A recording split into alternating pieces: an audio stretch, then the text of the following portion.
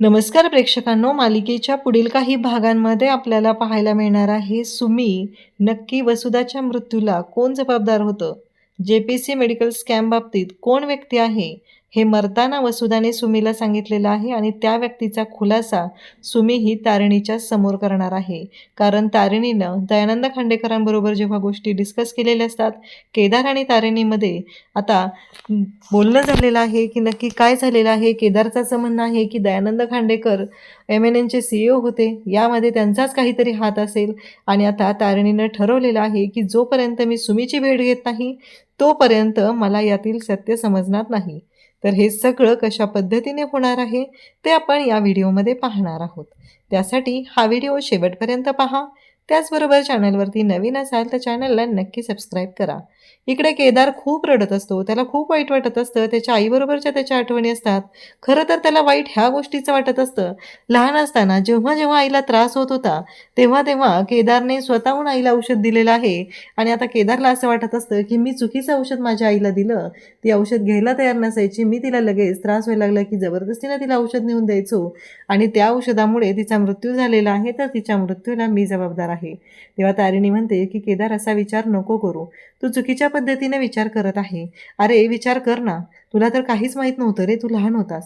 पण ज्या माणसांनी ही औषधं तयार केलेली होती, कारण तुझ्या आईबरोबर अशा कितीतरी आई, कितीतरी जणांचे वडील, मुलगा, बहीण, भाऊ, कितीतरी लोक मृत्युमुखी पडलेली आहेत, त्यांना आपण सोडायचं नाही आहे. ज्या माणसामुळं हे सगळं घडलेलं आहे समाजामध्ये, ही सगळी अशी जी कीड पसरलेली आहे, अजूनही असे मेडिकल स्कॅम होत असतील, त्यांना आपण सोडायचं नाही.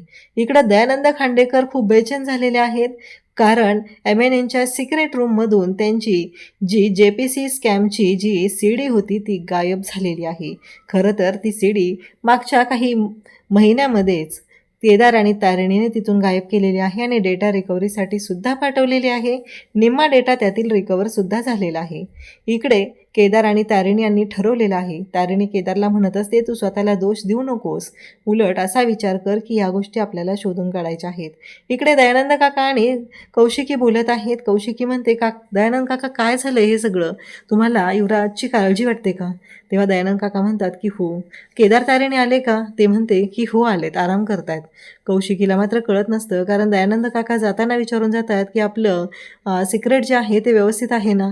तेव्हा कौशिकी सांगते की हो, 3 महिन्यापूर्वीच ऑडिट झालेलं होतं आणि सगळं व्यवस्थित आहे. आता दयानंद खांडेकर विचार करतात की 3 महिन्यापूर्वी तर होतं, मग ह्या 3 महिन्यातच गायब झाले, नक्की काय झाले याचा शोध घ्यावा लागणार आहे. इकडे केदार आता खंबीरपणे उभा राहिलेला आहे.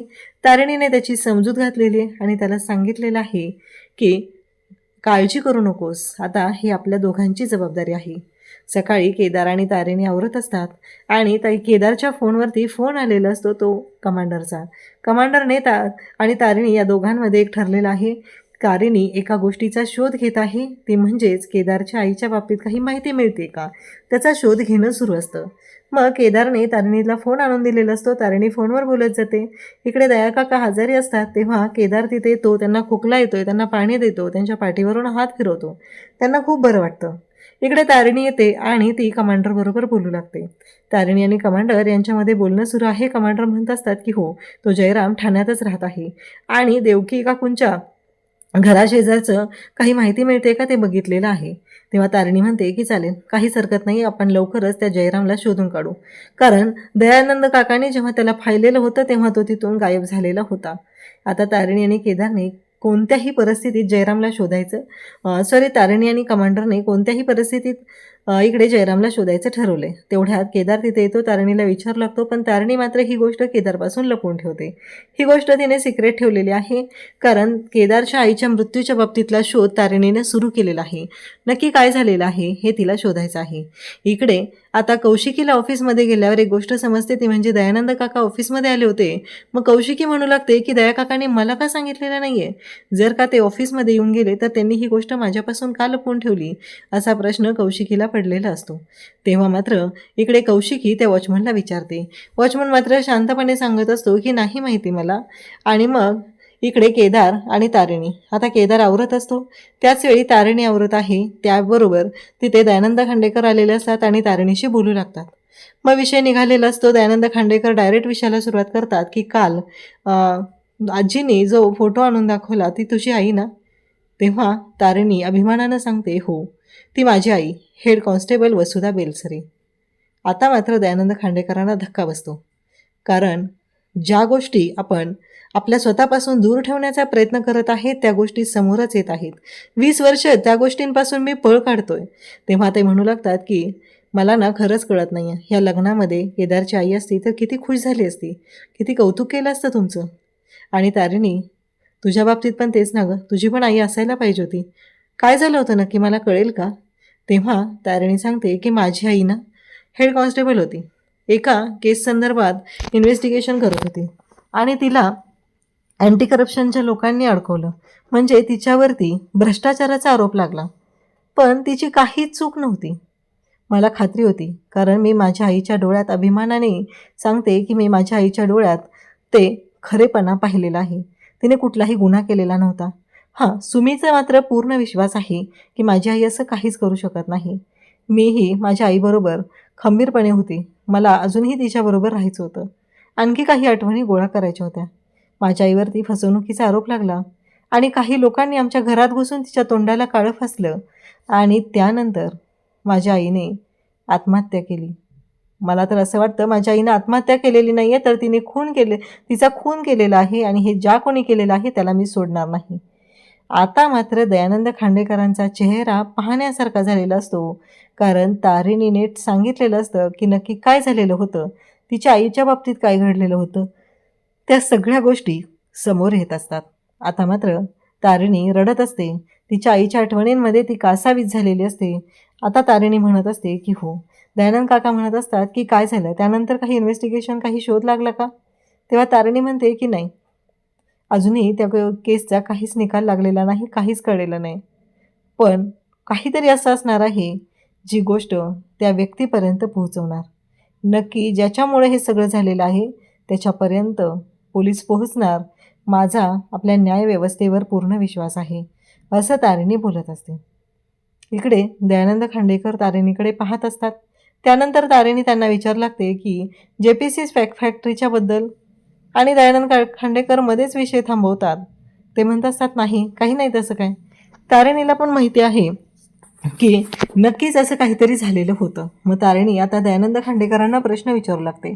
त्यांना विचारते की मला सांगा ना, म्हणजे आपल्या MNN चॅनलच्या बाबतीत कौशिकीताई पण मला बोललेले आहे, तुम्ही पण मला बोललेलं 1-2 वेळा, नक्की काय झालेलं होतं? तेव्हा दयानंद खांडेकर म्हणतात की दादा गेला आणि मग कंपनी माझ्याकडे आली, म्हणजे आपला चॅनल.